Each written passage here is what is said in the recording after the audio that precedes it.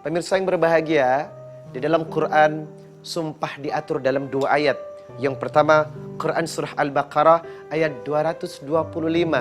La yu'akhidukumullahu billaghwi fi aimanikum yu'akhidukum bima kasabat qulubukum wallahu alimun ghafur.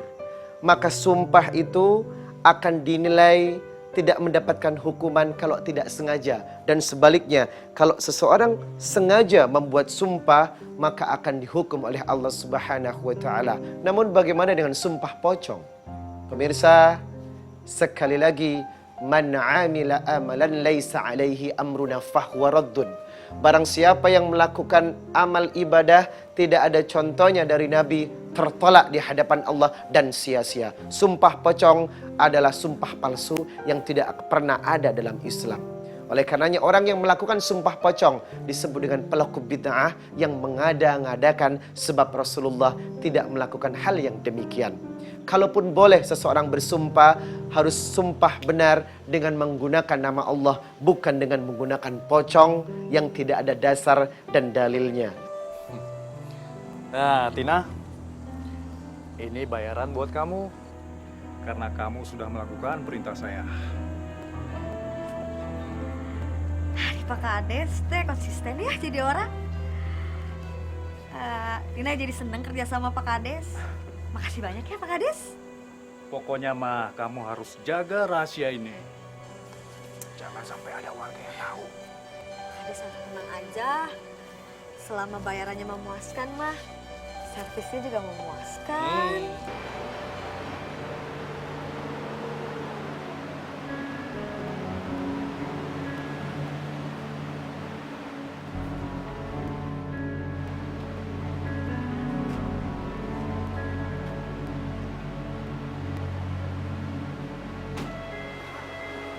Selamat siang, Mida. Selamat siang Pak.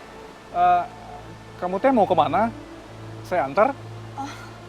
Nggak usah Pak, saya bisa jalan sendiri kok. Ya sudah. Begini, Mida.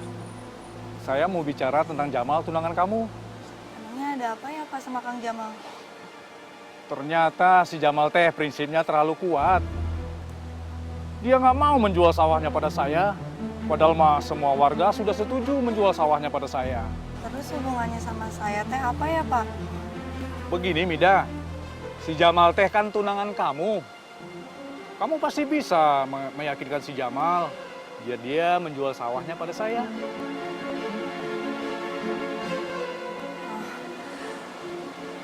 Punten pisannya Pak, kalau masalah itu mah ya sepenuhnya haknya Kang Jamal. Saya mah nggak bisa ikut campur Pak. Punten pisan.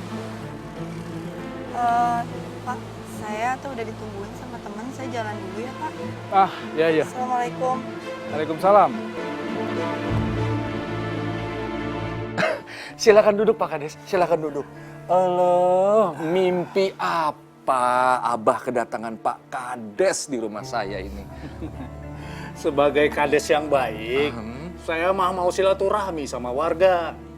Kebetulan ada sedikit oleh-oleh buat Abah. Alah, apa itu Pak Kades? Mending banyak gitu.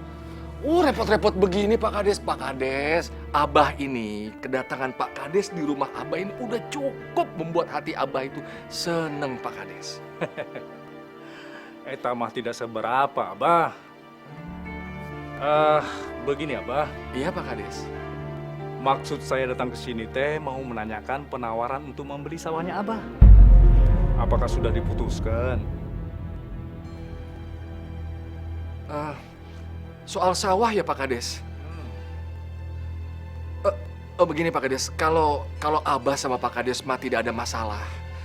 Tapi kalau soal sawah itu Pak Kades, sawah itu milik keluarga turun-menurun saya Pak Kades. Jadi saya harus membicarakan dengan keluarga saya, terutama dengan Hamidah. Karena Hamidah itu kelak akan mewarisi sawah saya Pak Kades.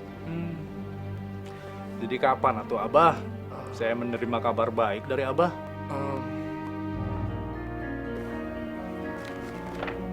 Abah, ini teh apa? Barusan saja Pak Kades datang. Beliau yang memberikan itu semua. Hamidah, Abah jadi liar, bingung. Pak Kades menunggu jawaban Abah, kapan Abah mau jual sawah itu. Ya Bah, pokoknya mah kalau kata Hamidah mah mendingan dibalikin aja. Dan menurut Kang Jamal teh ya, semua lahan di desa ini mau dijadiin pabrik semen, Pak. So kebayang nggak kalau ada pabrik semen di sini? Udara di desa ini tuh bisa jadi kotor. Mandi gitu, Hamidah.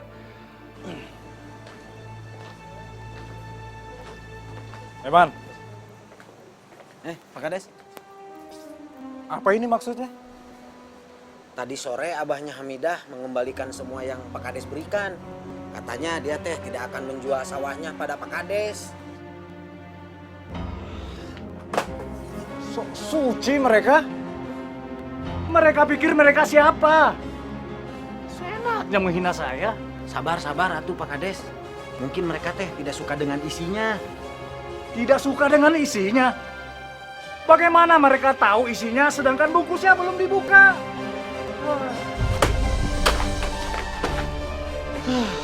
Iya ya Pak Kades.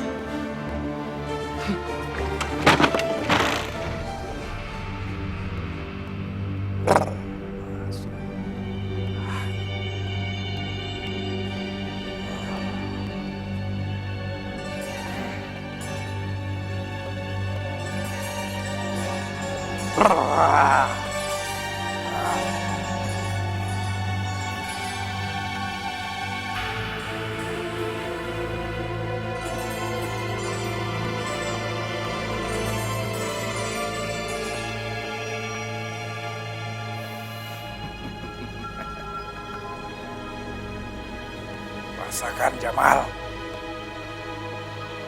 Kau sudah buat aku marah.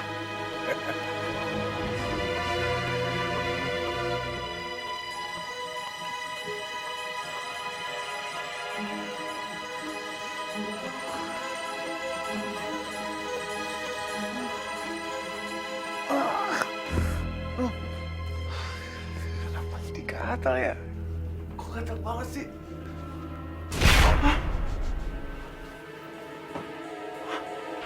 Kenapa muka saya jadi gini ya Allah? Loh, kok digarut sama panas? Ibu! Ibu! Ibu!